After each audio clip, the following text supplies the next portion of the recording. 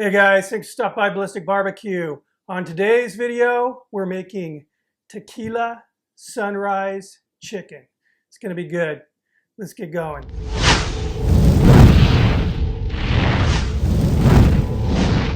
All right, so having a conversation with Russ over at Smoky Ribs last night. We're talking about our upcoming projects. Turns out old Rusty's doing a recipe very similar to mine. At least it involves tequila and some OJ. So anyway, rather than one of us delaying or just throwing that particular idea out the window, we decided, hey, let's turn this into a little collaboration, kind of a friendly challenge, as it were.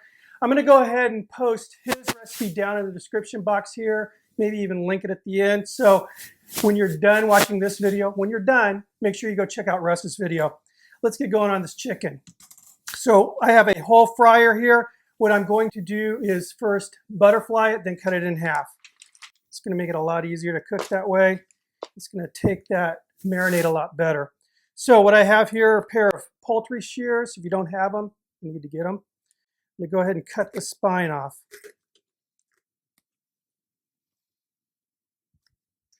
All right, spine is removed, as you can see. Now we're going to go ahead and butterfly this. I've shown this before, but I think it warrants showing again. Okay, if you can see here, there's a strip of cartilage right here in the fold of the breastbone, like where the wishbone is. And I'm going to go ahead and just make a straight incision through that. Now I'm going to go ahead and press both sides out. As you can see, it exposes that keel bone. We're going to go ahead and just take our fingers, grab it, pop it right out. Now the great thing about this is if you wanted to keep it, you know, butterflied and intact here, it's going to lay nice and flat. You don't have to smash any bones or anything, so it's kind of cool.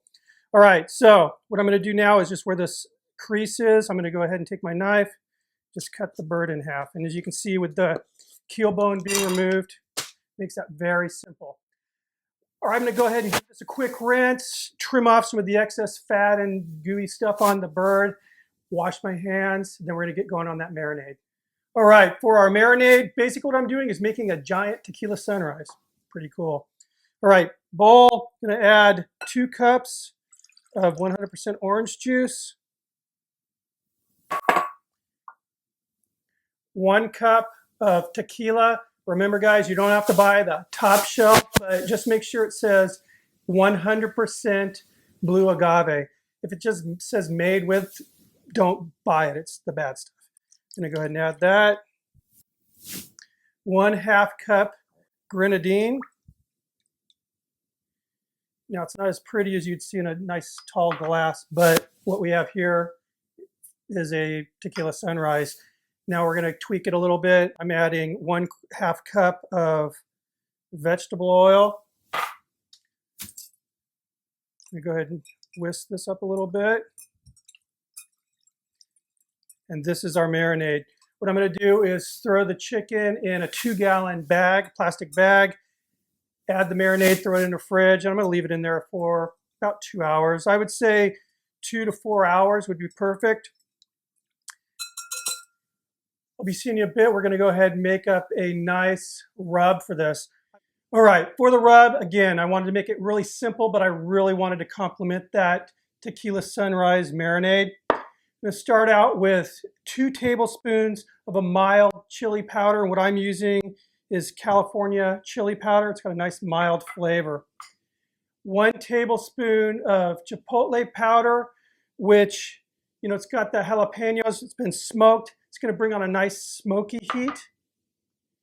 1 teaspoon of cayenne. That's going to be the heat source.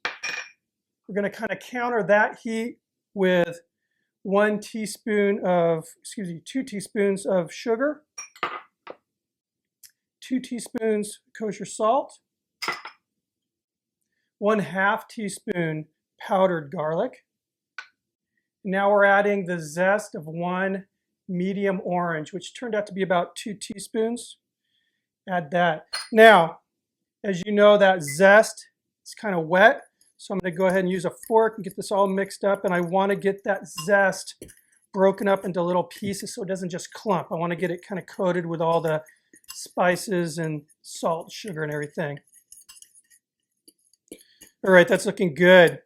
Now this rub's going to be kind of sitting around until the chicken's done marinating. So by then, even more of the oils will be kind of sucked into the salts and the spices. I'll give it another whisk with my fork here. I'll be seeing you when the chicken's done marinating. We'll get this rub on the bird. See you in a bit. All right, chicken was marinating a little over 2 hours. As you can see now, it has this kind of a pinkish peach hue to it. We're going to go ahead and season it with that rub that I've made. Just nice, fairly liberal coating. Make sure we get all the crevices. Just like that. Now, again, as this is cooking, that heat is going to really open up that orange zest. It's going to give it a nice kind of a citrusy flavor on the outside as well. Really looking forward to this cook. Got the grill heating up outside, so I'm going to finish the flip side of the bird here. I'll meet you outside in the patio. All right, guys, so I heated up my Weber to 375 degrees.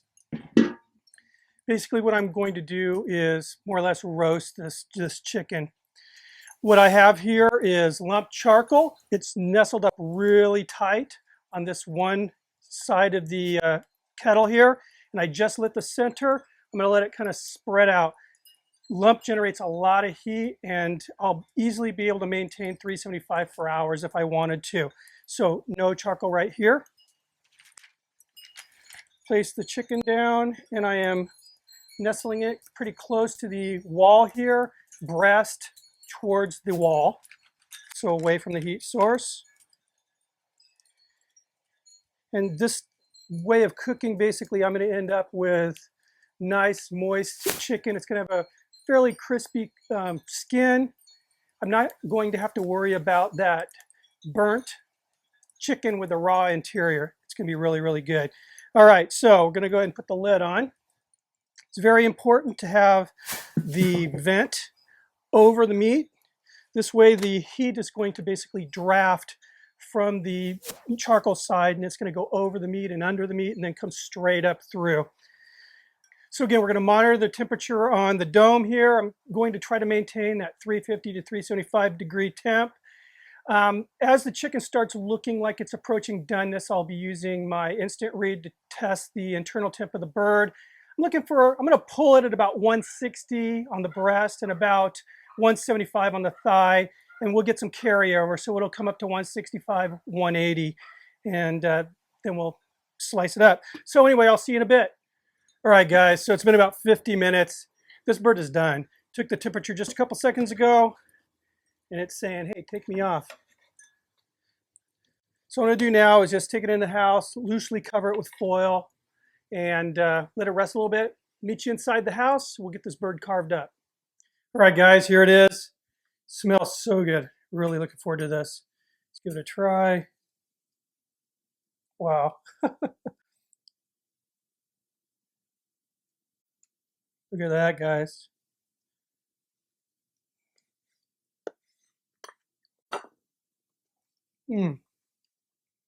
First off, very, very, very juicy.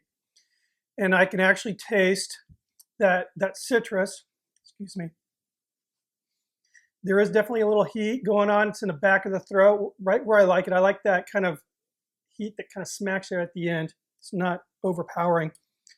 I'm really happy with this. And that zest, I can smell it. I mean, there's actually a chili kind of a citrus smell going on right now. Anyway, guys, thank you for stopping by.